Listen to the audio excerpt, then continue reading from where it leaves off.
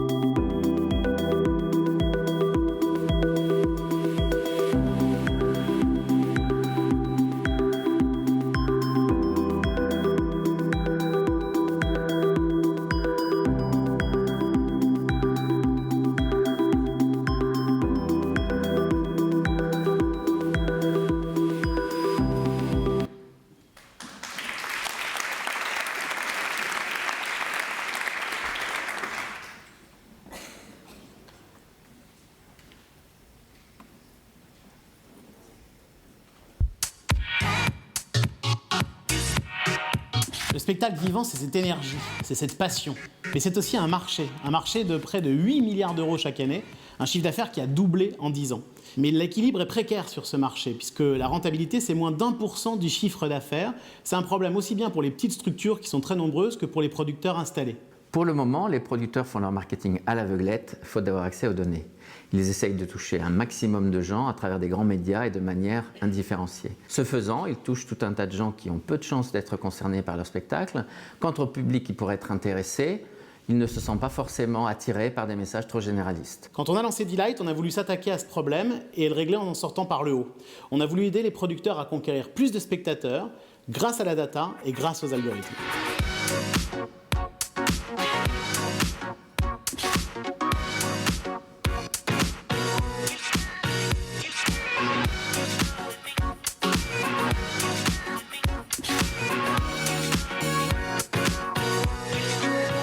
Delight, c'est un outil simple à utiliser, intuitif, qui va créer de la valeur pour tout le monde dans cette industrie. Les producteurs, les artistes, les salles vont pouvoir mieux cibler leurs actions, leurs créations. Les vendeurs de billets vont pouvoir vendre plus de billets et le public va être mieux informé, tout simplement.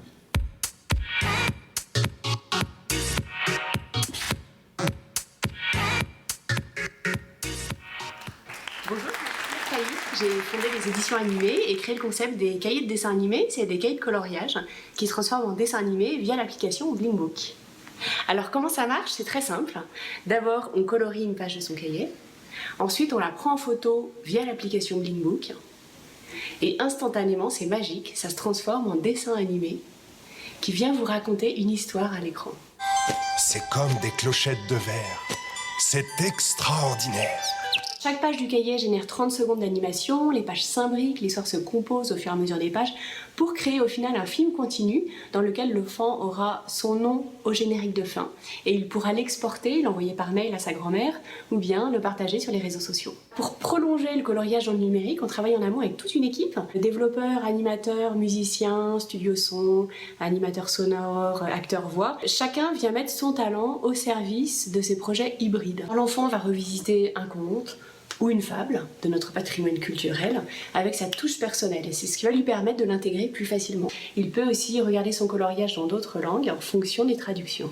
L'objectif des cahiers de dessin animés, c'est de passer un message, de transmettre, d'apprendre. Il touche à la fois l'expression graphique, la littérature traditionnelle, les langues, mais aussi les enfants et leurs parents sont sensibilisés de manière très discrète et très sensible à la technologie. C'est un projet créateur de liens familial et même social, puisqu'on travaille avec des marques et des entreprises pour leur permettre, via ce concept, de passer des messages.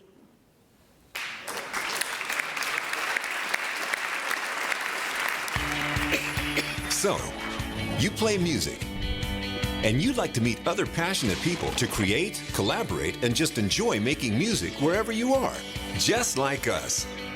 That's why we created Jamshake. Jamshake is your new social website dedicated to collaborative music. Create your project, set it as you wish, and protect your creation. Invite your friends or look for musicians from all around the world to compose an original collaborative masterpiece. You're also free to find and get involved in other projects to share your talents. Since we want to encourage interactions, Jamshake allows you to stay connected with others and easily find new musicians through profiles, news feeds, and more. And what about recording? Well, we're making it easier with Jam Studio, the first web recording studio. 100% online and with cloud storage, you finally have a real-time collaborative tool to build music together. This is what Jamshake is all about. Amaze yourself and go straight to the most important thing, enjoying making music. Jamshake. Unleash your creativity.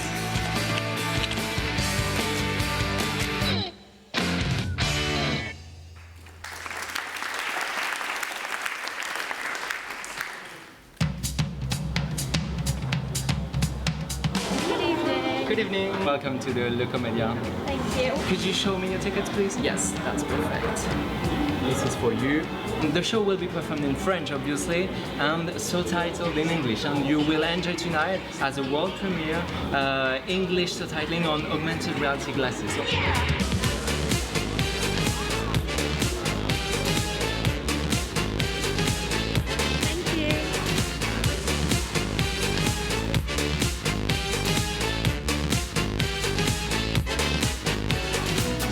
set was really awesome. It's a really beautiful show. The music is really lively, really fun, lots of color. The tech is amazing. I really enjoyed it, and especially with the glasses. The glasses were absolutely amazing. I've never seen anything like it before, and it was so easy just to sit there and be able to see the show at the same time and also the subtitles, and it was just a really great experience. What did you say? Yeah, I totally agree. I mean, the glasses just totally make it so understandable for us Anglophone people. And I mean, the show was just so incredible. All the songs were so upbeat, so lively, as you said. Voilà, donc un jury d'exception, 5 nominés et 2 prix.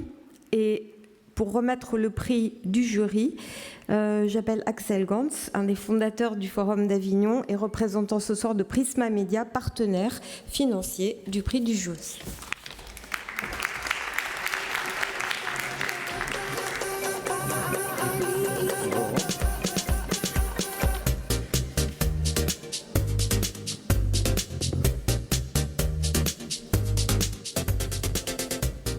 Bon, comme vous avez pu entendre, non, je ne dis pas tout de suite qui a gagné le prix. Tout d'abord, c'est une entreprise de Bordeaux qui a gagné le prix.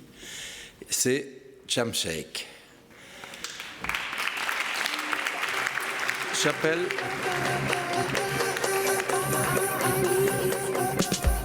Donc, c'est une plateforme collaboratrice en ligne qui permet de co-composer de la musique à distance.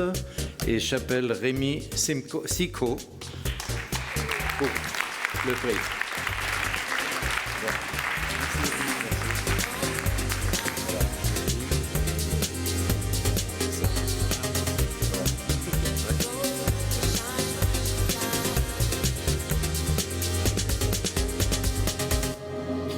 Je vous remets le prix au nom de Prisma Media.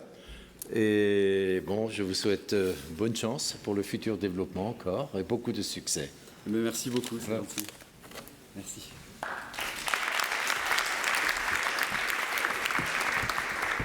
Donc bonjour à tous. Alors je suis pas Rémi Sico puisque c'est mon directeur général.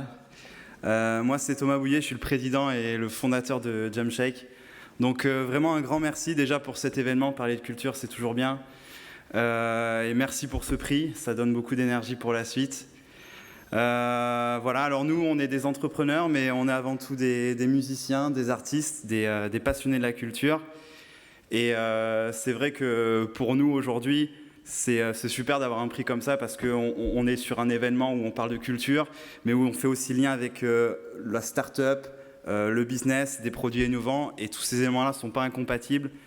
Donc je pense que c'est bien d'en parler un petit peu plus et de montrer qu'il y a des startups qui innovent là-dedans. Nous aujourd'hui, on est en bêta, on a un service qui est en ligne en bêta depuis mai 2015. Donc c'est une phase encore un petit peu anticipée. On a 1700 inscrits sur la plateforme qui collaborent, qui s'éclatent sur des projets, qui font de la musique à distance en France ou ailleurs. On a créé un partenariat avec un grand artiste qui s'appelle Mathieu Chédid, M, qui nous soutient dans ce projet-là, qui a créé pour l'occasion un projet inédit. Et pour nous, ça c'est un signe très fort parce qu'en fait, ça nous permet de prouver non seulement que les professionnels de la musique sont intéressés pour rechercher d'autres types d'interactions avec leur public, avec les fans, mais également qu'on est capable, à travers notre plateforme, de rendre accessibles des artistes qui normalement ne le sont pas. Donc voilà, on s'est lancé dans cette aventure un petit peu folle avec mon associé qui est aussi un ami de longue date, puisqu'on a créé notre premier groupe de punk rock au lycée il y a un petit moment. Et puis c'est un groupe qui est mort à cause de la distance géographique, et on a vécu pendant plusieurs années des problématiques classiques de musiciens. Et puis on s'est retrouvés autour de ce projet-là, on s'est dit est-ce que ces problématiques en fait elles touchent pas aussi d'autres musiciens? On a validé ça. Et on s'est retrouvés autour de ce projet en disant qu'on avait besoin d'aller chercher un petit peu la diversité musicale ailleurs, surtout de la montrer au grand public et de casser les barrières géographiques, les barrières de style, les barrières de niveau instrumental, et mettre plus en avant, plus sur la scène cette diversité musicale. Et aujourd'hui, voilà, c'est pour ça qu'on se lève tous les jours, qu'on se bat. C'est pour montrer aussi que la musique, ou en tout cas l'étape de création musicale, est aujourd'hui encore un petit peu à l'âge de pierre. alors qu'il existe dans le monde numérique plein de services qui permettent de collaborer, mais la musique en est toujours là et les musiciens sont un petit peu délaissés. Donc nous, on est là pour combler cette attente-là. Et on y croit très fort. Pour l'instant, on a des bons signes. Et je profite aussi d'avoir la parole pour dire qu'on est actuellement en recherche active de fonds. Voilà, donc à bon entendeur, les prochaines étapes pour nous, c'est mettre en ligne le modèle économique qui validera la viabilité financière du projet. C'est aussi embaucher, internaliser les compétences et puis parler à l'international, puisque Jamshake, de base, a cette vocation-là de parler à l'international. Voilà, je vous remercie. Merci pour toute cette énergie. Merci au jury de nous avoir sélectionnés. Et puis pour les musiciens, on se retrouve en ligne rapidement sur Jamshake. Merci.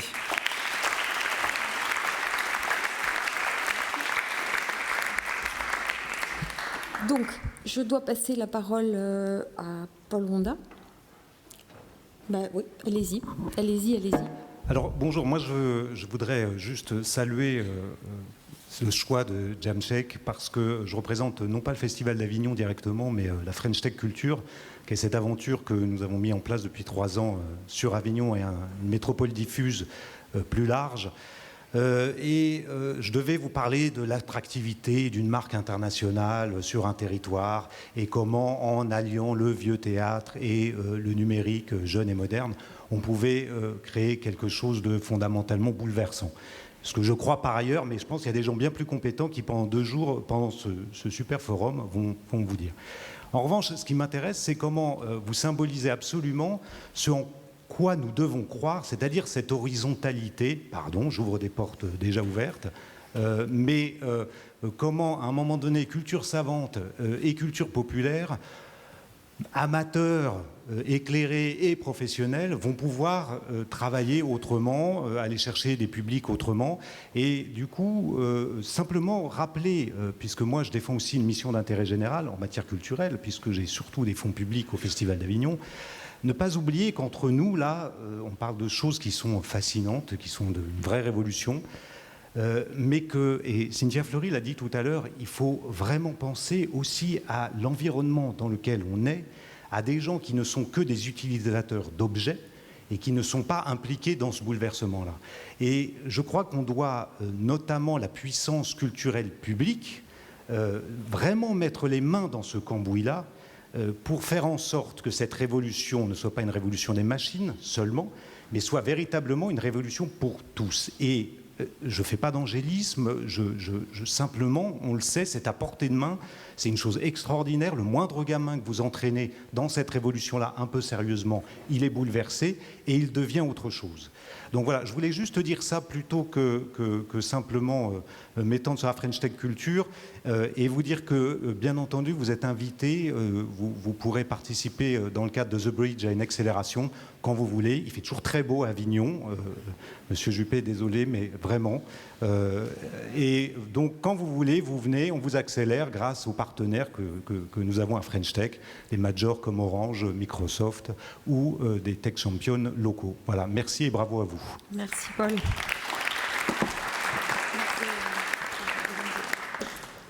Restez près de là parce qu'on aura une question à vous poser.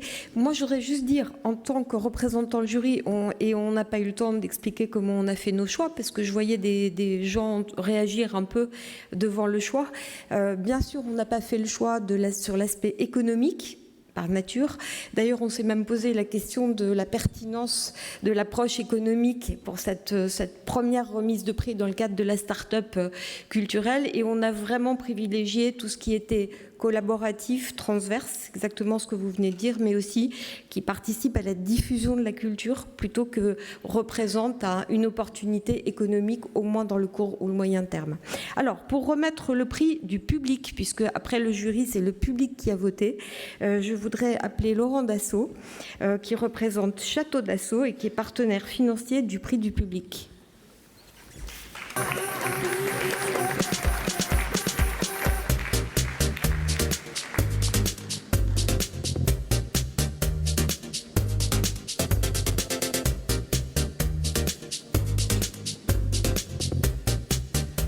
Bien, d'abord, merci au public, parce que c'est le public qui a voté.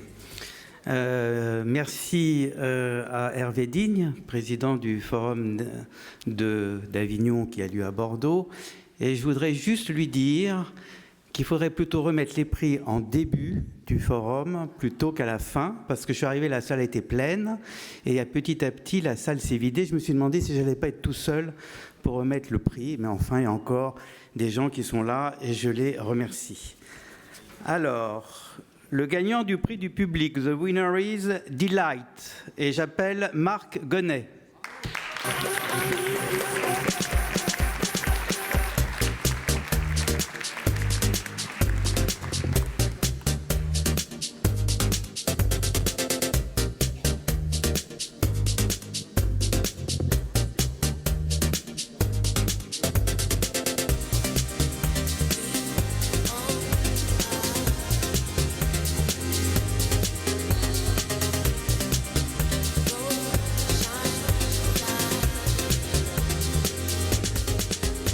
Bonsoir à toutes et à tous, on est super contents. Merci vraiment beaucoup. Vous avez très faim, on va pas du tout être long. En plus, vous avez vu les films. Merci beaucoup de nous avoir présélectionnés aussi.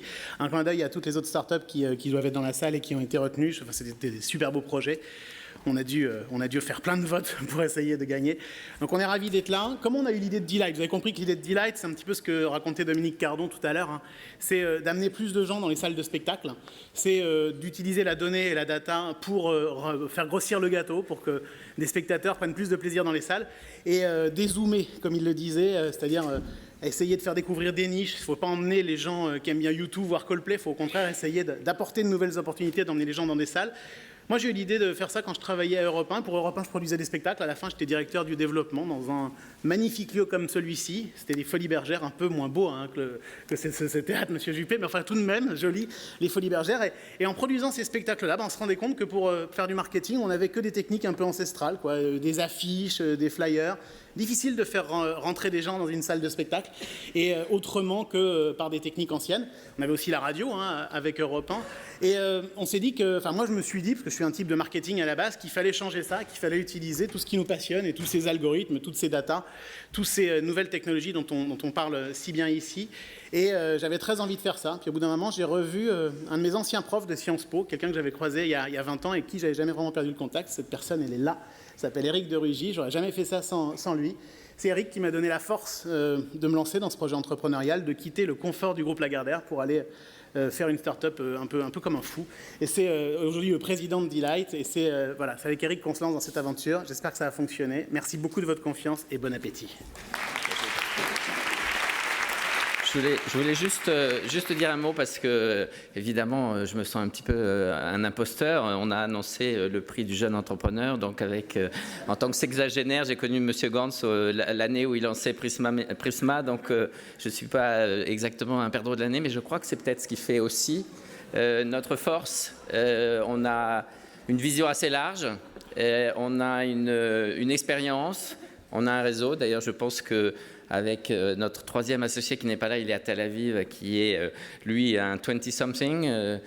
Moi, je suis donc sexagénaire et Marc quadragénaire. Je pense qu'on balaye finalement pas mal de points de vue, on balaye pas mal de réseaux, ce qui nous a sans doute aidé ce soir. Et je pense que ça peut contribuer à nous donner une richesse de solutions et de valeurs ajoutées. Et j'espère que ça nous permettra d'aider le monde de la culture à mieux vivre. Merci en tout cas. Juste pour respecter le protocole, je voulais quand même remercier Monsieur le maire de Bordeaux, Monsieur Alain Juppé, qui a des journées extrêmement chargées et je crois qu'il était à Paris ce matin pour un petit déjeuner à 8h pour Courrier International, d'après ce que je sais. Je voulais le remercier d'être là ce soir. Bonsoir Monsieur le maire, merci. Allez, et sur ces bonnes paroles au maire de Bordeaux, on va clôturer la séance parce que malheureusement, on n'a vraiment plus le temps et toutes les questions aux nominés et aux lauréats, vous pourrez les poser au cours du dîner. Et donc, bonne soirée à tous et merci à tous d'être venus dans un contexte critique. Et bravo aux lauréats.